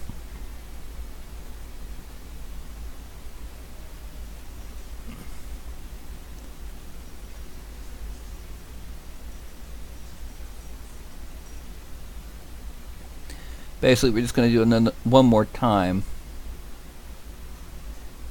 plus reinforcing that line there and this line here.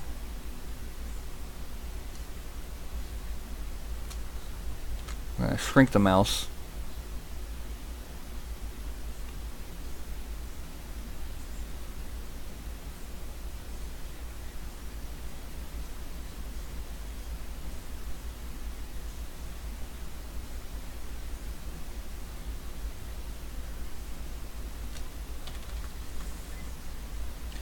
And just a little bit of smoothing here. And then we're going back to add. We're going to drop the increase and we're going to make it a bit sharper. Just to edge this a little bit sharper. Frame out. Yeah. Now, the next thing we're going to do, we're going to go ahead and add the hair before we do the detailing, because we really should. So I'm going to select just the head so I can frame in on it. And then we're going to dynamize, or not dynamize, but we're going to subdivide. And then we're going to pull up that picture again. And he's just got a basic part to the hair. What did I do that for? I don't know. I was trying to click on that so I can say, hi! No, I don't want an update on Firefox yet. Yeah.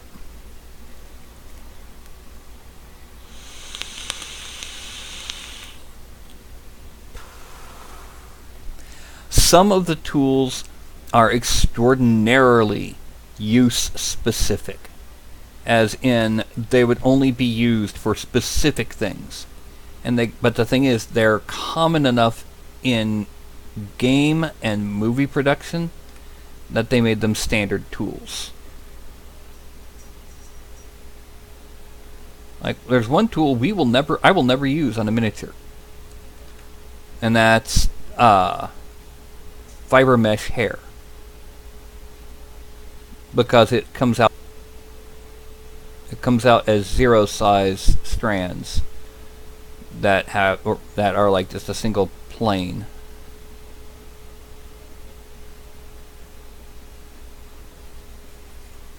Okay.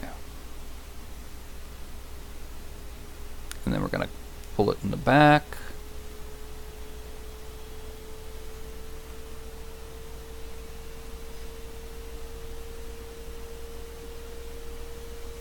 and fill in this and this.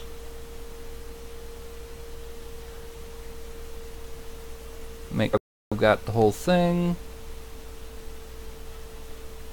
Oh, I need to sharpen that. Yeah.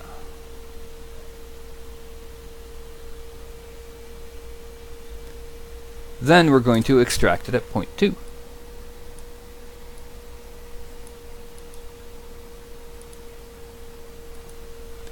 We're going to draw to get rid of the masking, and then draw here to get rid of the masking.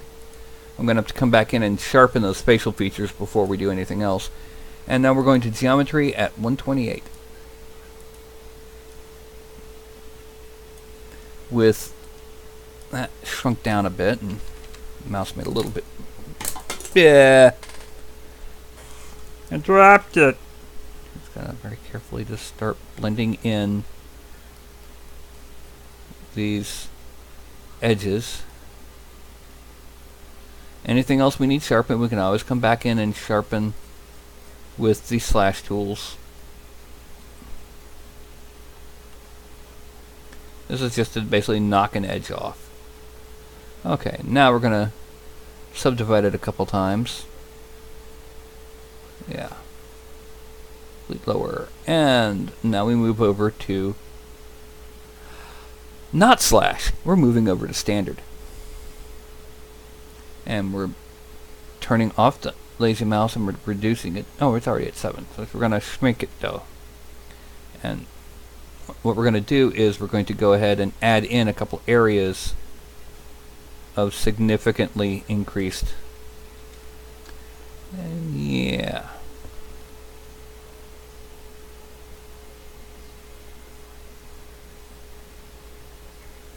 Mostly just for making it fluffier. Because hair needs to be fluffy. Even someone who lived his life underwater.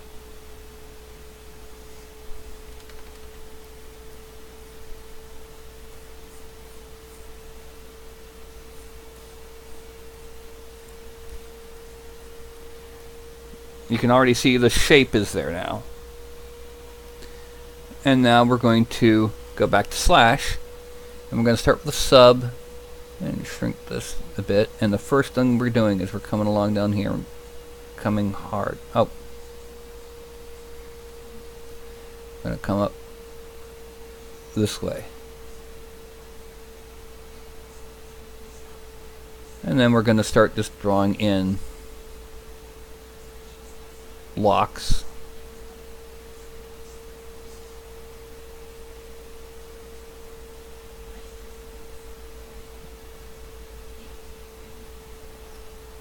Making it kind of curly this time.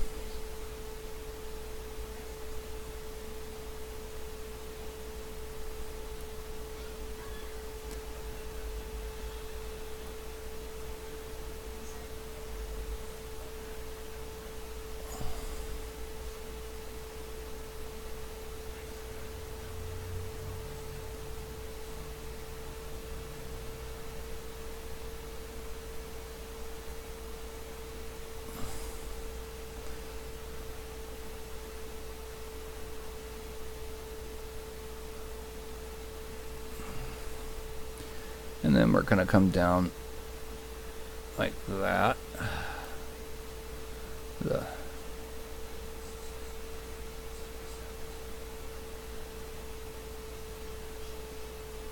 And then there.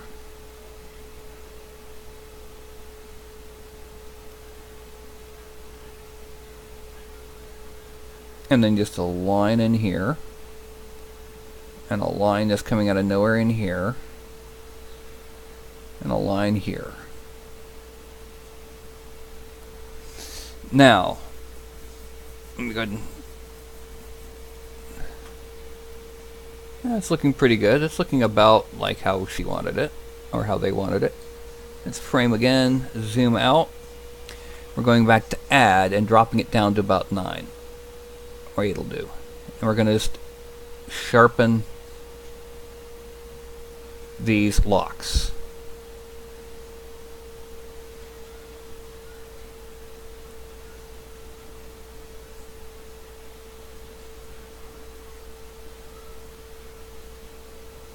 And we're going to add in the curl back with the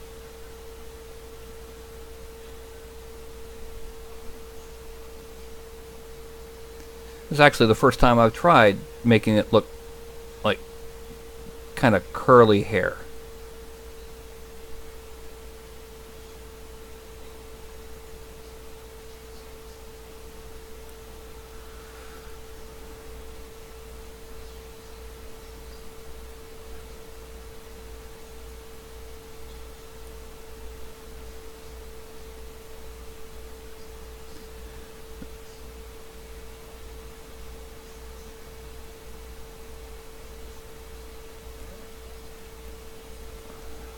Okay, and then we come up this way, and we come up this way. And we come up, excuse me, from here all the way up to here, and then up here. And then finally up, and then down, and then back. Frame out. And it looks kind of poofy. Excellent. Now it's time for detailing, and I'm going to start the detailing with refining the facial features, specifically the eyes and the gap for the mouth. So for example, he's going to be kind of, well, Z sub 13.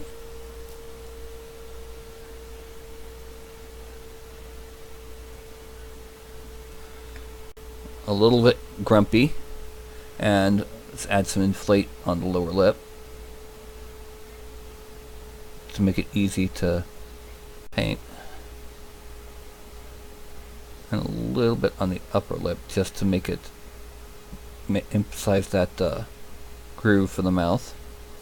And then on the slash, I'm going to go around the absolute outermost edge of the eyes. We'd rather have them be slightly too large than to be slightly too small. That applies to the eyes on almost any miniature. We don't want anime eyes, but we'd rather have them than non-existent slits unless it's like a blind character or a character who specifically always has his eyes closed. Okay. Oh, and just in case, we're going to draw there, and let's go ahead and give him some lines coming out like this.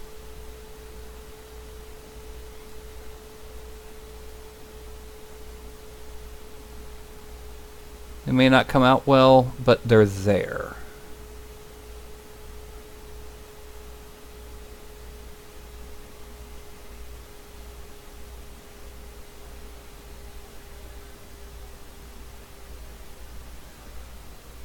Okay. They're there in case anyone wants to make a size large version of him. Why, I don't know. Let's go peek at our picture again, see what we need besides wrinkles. And it's mostly painted trim. Let's go ahead and just do wrinkles on him right now. And we'll see how far we can get.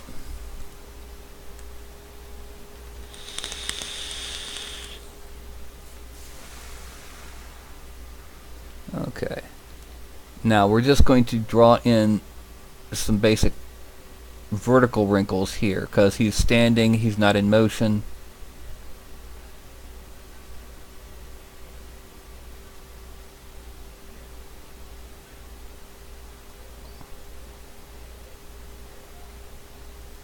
There.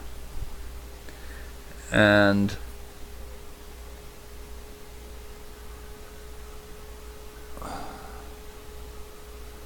that's all you really need. Just a little bit of slash just to emphasize the bottoms of them.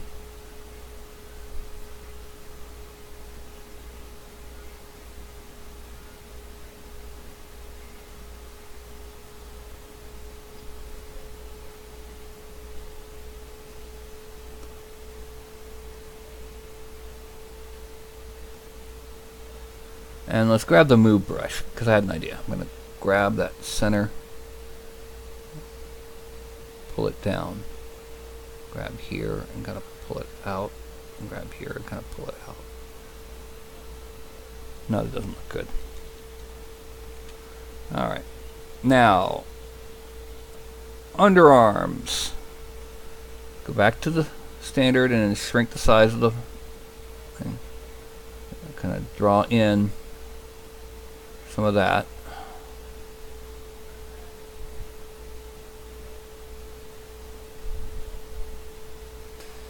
And with the slash tool on add, we're going to draw on the tops of those. Well, a third of the way down.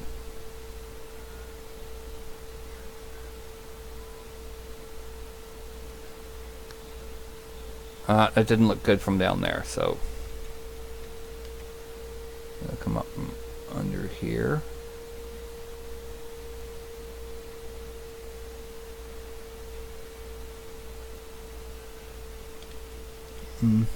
I accidentally got the fingertip there. And let's come under like that, and then just smooth on the top. And we're going to add on a couple more coming out into the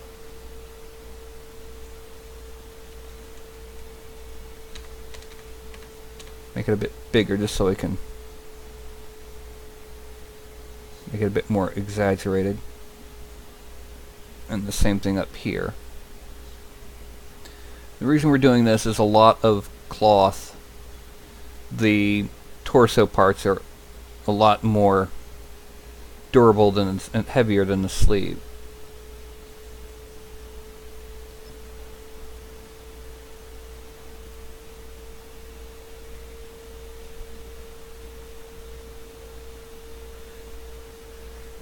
And let's go ahead, while I'm thinking about it, let's kind of draw on the tops of these.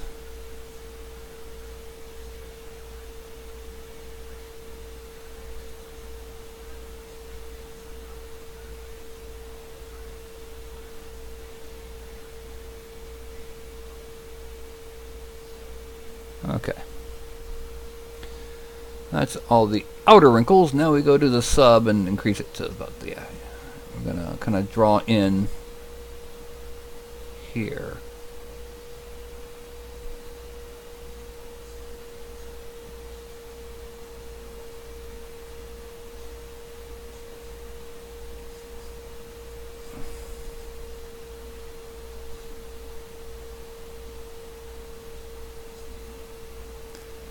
And we're going to the back, and we're going to do the same thing here.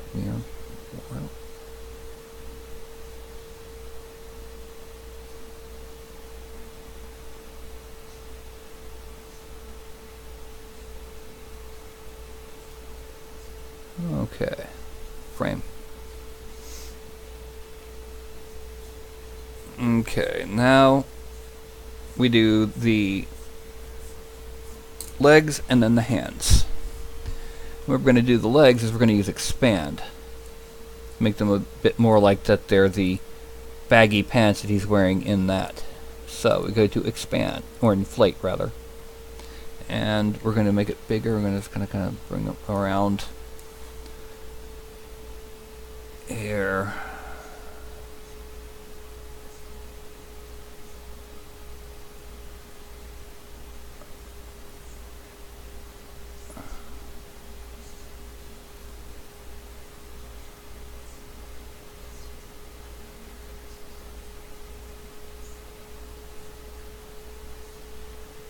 So, you know what it's called when you murder a friend?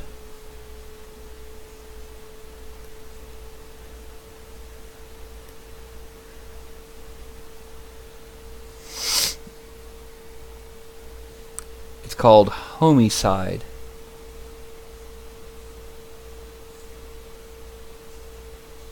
Yeah, I know. That was bad. And now we're going to come in and... that's too big.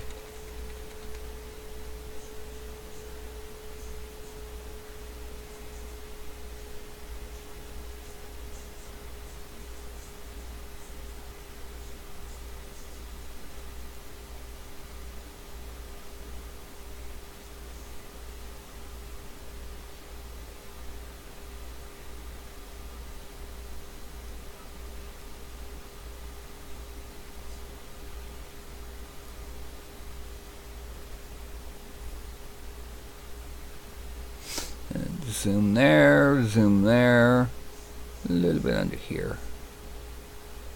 Zoom down in between them. Zoom under there, zoom to here, zoom back like that. Zoomy zoom, zoom, zoom, zoom, zoom, zoom.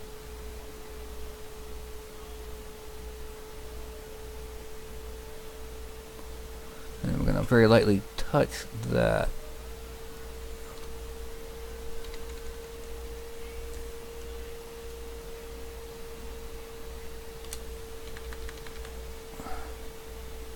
And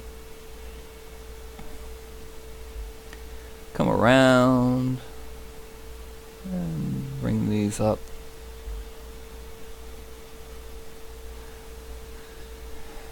And then, because they need to be there, drawing some wrinkles on the boots.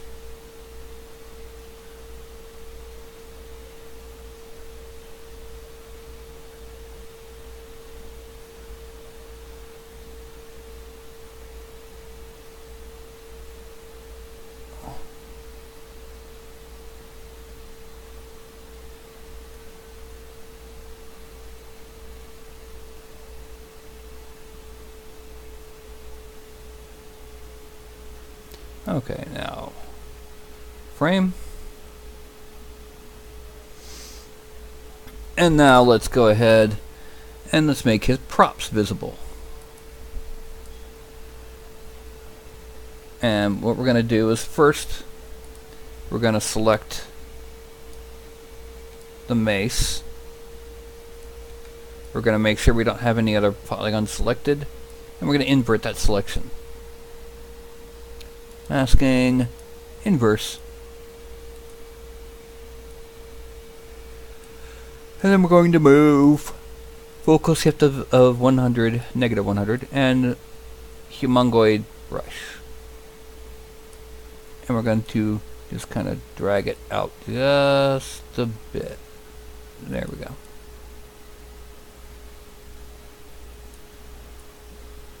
In fact, let's go ahead and drag it back like this. So it's connected to his belt.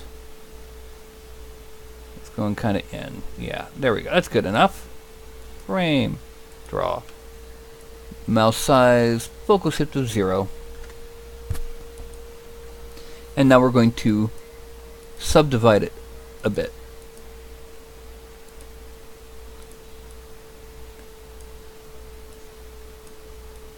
And then what we're going to do is on the cover, I'm going to write something that is probably not going to print, but I will know it is there. So to do that, I go to the Orb Cracks brush, or the Orb Cracks 2, and shrink it quite a bit.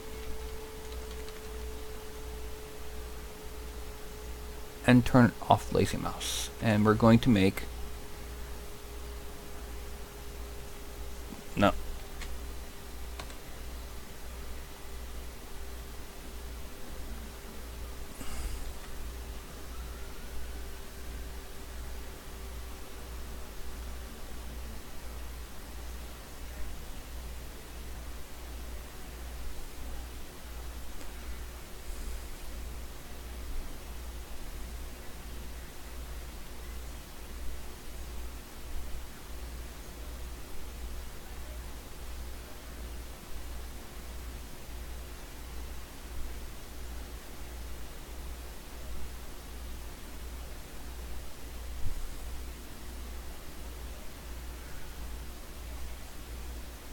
There we go.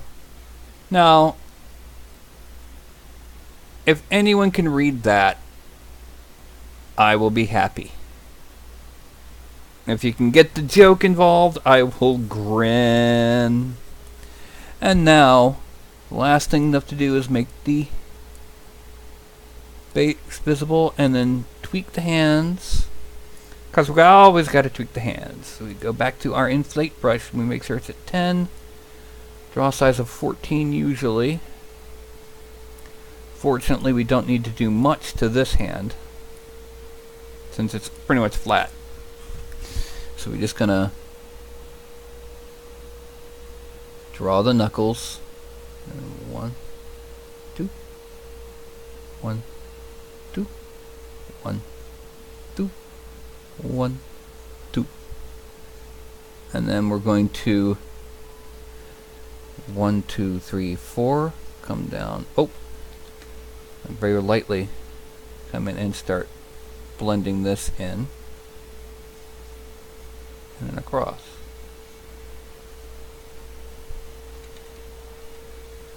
Alright, now we move over to the hand that's holding the book. And we draw here, here, here, here. And then here, here, here, up, here, here, here,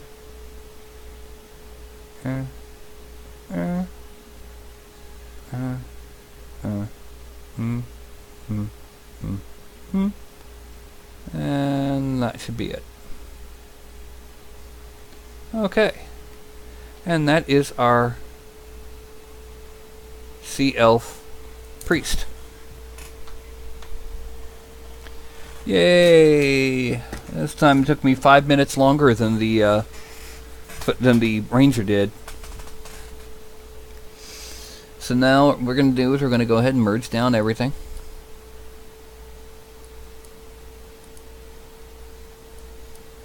Bing, bing, bing, bing, bing, bing. And we're going to draw just to make sure there's no mask. Geometry, Dynamesh.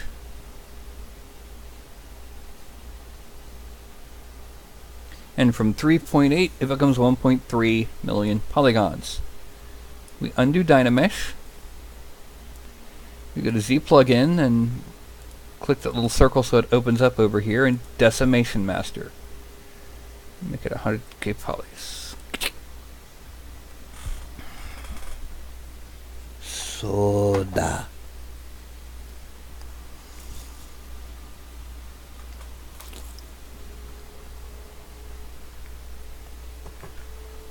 It's like he's saying, please stop, I'm trying to read this book. Computing, please wait, I hate that. Urgh.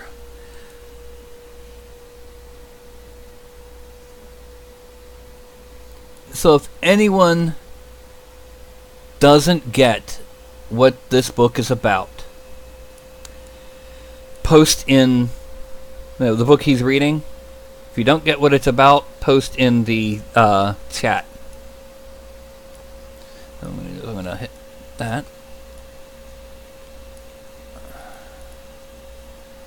And Dynamesh again.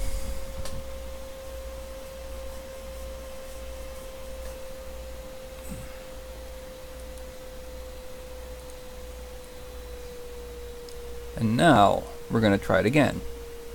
Custom.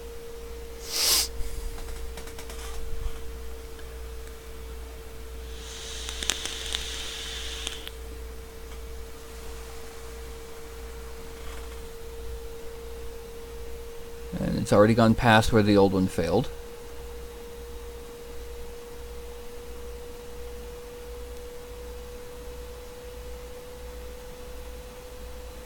Okay, it's going to make it this time.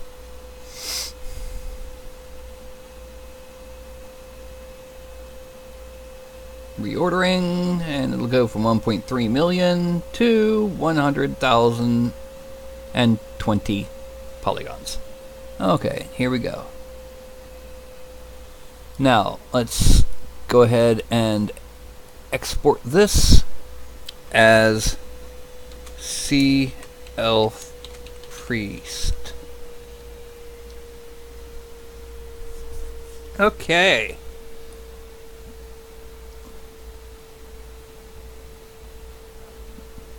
And that's him.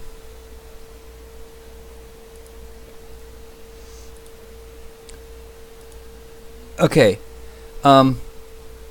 Kim, Todd, this is what is on that book. That's the title of the book. Kim, if you don't get it, I'll be very disappointed.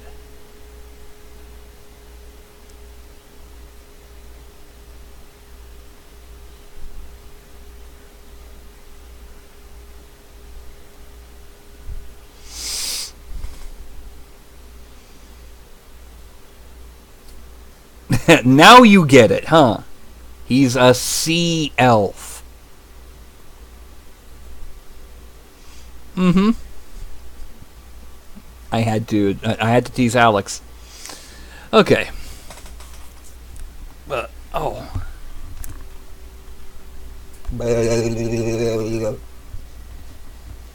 Sorry about that. Oh, okay, Todd. Everyone's seen Little Mermaid. He's only got the third most badass Disney prince ever. You know, behind the Beast and what's his name in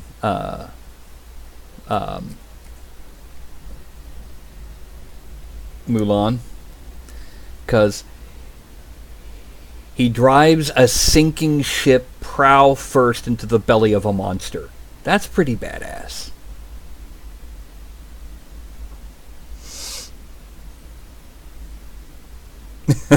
Yeah, you've had at least one niece make you watch it at least once. Anyway, Mulan is the first time a Disney princess physically attacked the main bad guy. Kicking, punching, and slashing with a sword. She is the first Disney princess to physically attack in the climax. Anyway, right. So that was our sea elf priest. And as if you couldn't guess, I am going to go ahead and make a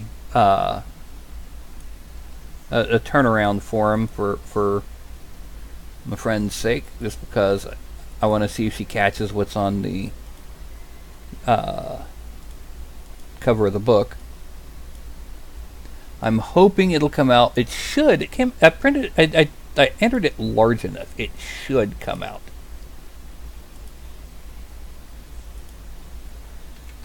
Ugh, excuse me. I'm yawning. But yeah.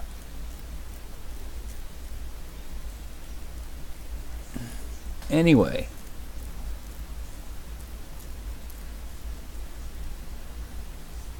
So, what have y'all been up to in this past few days? 30 nieces. Wow. That almost kind of sounds like my family. My family's Irish Catholic, except for some of us who aren't Catholic anymore. Lapsed. Oh, well. I have 60 first cousins. 60. That's not counting their spouses and their kids. That's first cousins. Yeah, Dad was one of 8. He had 4 kids. He was the underachiever. My Aunt Teresa Ann had 18 children. Two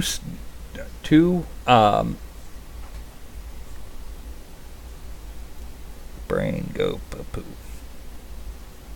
2 miscarriages and 1 stillborn. 18 children.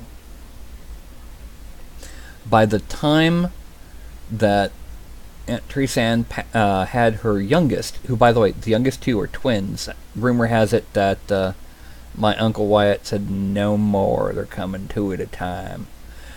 But by the time they were twins, they were living in a trailer, for all intents and purposes, with the oldest 2 off to college. By the time the youngest graduated college, they were flying her to Acapulco and Ireland and Greece. They were worth... Every single one of my cousins from Aunt Teresa Ann ended up with this, significant degree, making money. Yeah.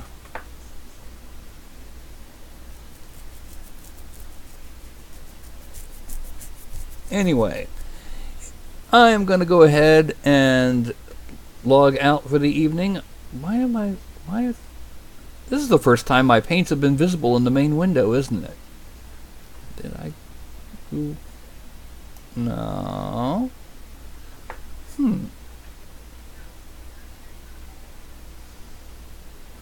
Oh well.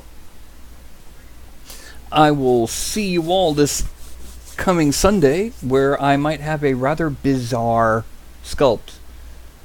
It's kind of creepy. Just in time for Halloween. But it won't be a pirate. I can tell you that right now. Okay. We all take care of yourselves. I'm still going to be in the Discord. If you're watching this after the fact, don't forget to like and subscribe and hit the bell icon. It's, right down here. Ding ding. Bing. Okay. Gonna go ahead and hold up my hand here. And, refresh the page because, I lag. Yay, lag. So I'm going to hold up my hand. And I'm going to count from 5 to 1. And when I hit to 1, I'm going to say something goofy and log out. So that's 5, 4, 3, 2, 1. Something goofy and then log out.